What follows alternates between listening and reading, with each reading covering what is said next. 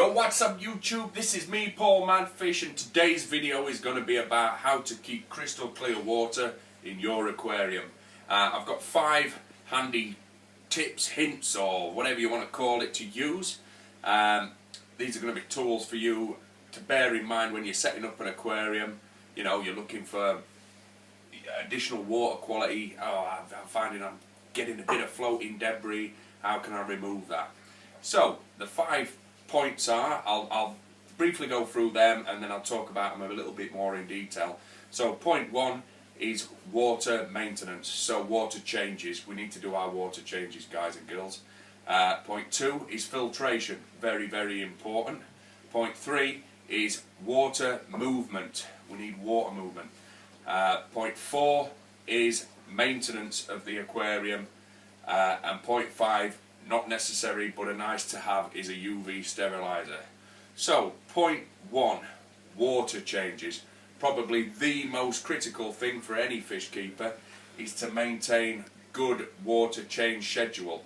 So we're sucking out all the nasties, all the crap and debris that's built up in our substrates, removing that from the tank, removing it from the water column completely. We're not moving it somewhere else, say to a canister filter or a sump. We're removing it completely, so any nasties that have built up, so ammonia, nitrate, nitrite, that's all going. Number 2 is filtration. Filtration, I use 2 types of filtration in this big tank. It's got a sump filter. Within that sump filter there's mechanical filtration and biological filtration. To over-filtrate is very important. The mechanical side is to remove all the small bits of debris and crap that are suspended within the water column that get drawn down into the sump. And the biological part, that removes your nitrates, nitrites and ammonias, right? Which none of us as fish keepers want in our aquarium. Number 3, water movement. If we was just returning the water from the sump tank directly into the top, all this bottom section, because this is such a deep tank, there'd be very little water movement. That water wouldn't penetrate that deep. It'd be very, very slow moving and not being able to grab any debris and crap that's built up at the bottom and suspend it within the water column so it can be drawn out and into our sump tank. So what I use, I've got, you're not seeing because they're behind my head, I've got 3 power heads that blast water around the tank at set intervals. I do it overnight, so I turn them on a night time and get all the debris and crap suspended. That way it keeps the tank crystal clear for the daytime. The discus fish don't mind it. They like playing in the water column that's moving quickly, and they get all day to breathe, you know, relax. That's the other thing. So, maintenance. Maintenance is the next point. If you're running a planted tank and you know you've got dead leaves and debris building up there, and that's falling off into your water, you obviously want to get those out before they start rotting down and causing nasties in your water. So it's very important to maintain. If you get little algae build-ups on your rock, we need to get that out, scrub the rocks, clean them. And number 5 is a UV sterilizer. I personally use UV sterilizers on the 2 of the 3 tanks that I've got running at the moment, but these are not necessary. For me, with a tank of this size, I find it important. That removes all the pathogens and nasty little organisms that you can't actually see by eye. It also polishes the water and keeps it nice and clear.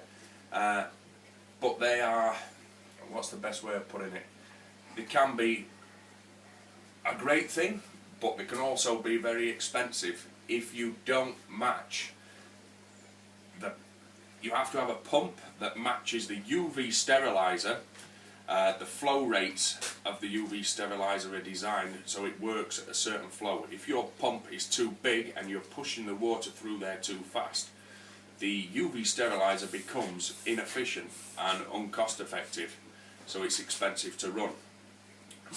Just bear that in mind, guys.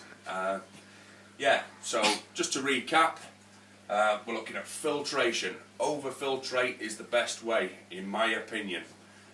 Water maintenance, so water changes, keep that schedule regular. Excuse me. Keep that schedule regular, so you know what, some people do it once a week, twice a week, 3 times a week, depending on how much time you've got on your hands. So let's get that water out and get fresh water into our aquarium. Maintenance, removing debris, crap. If you overfeed, let's get that out of the water, let's get it siphoned out, let's get the gravel, keep it clean. UV steriliser, not 100% necessary, but a nice thing to have.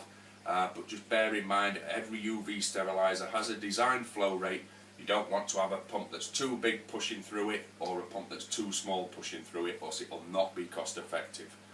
And water movement. Water movement I find very important in this big aquarium. If I could end up with dead spots here, there and everywhere without using the power heads to get that circulation going.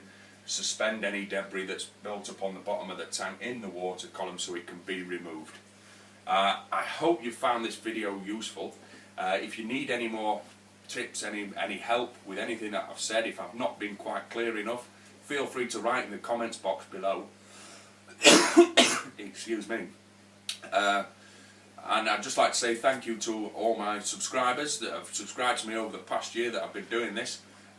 It's been great to have you on board. I hope you have a great year for 2015. This is Mad Fish out.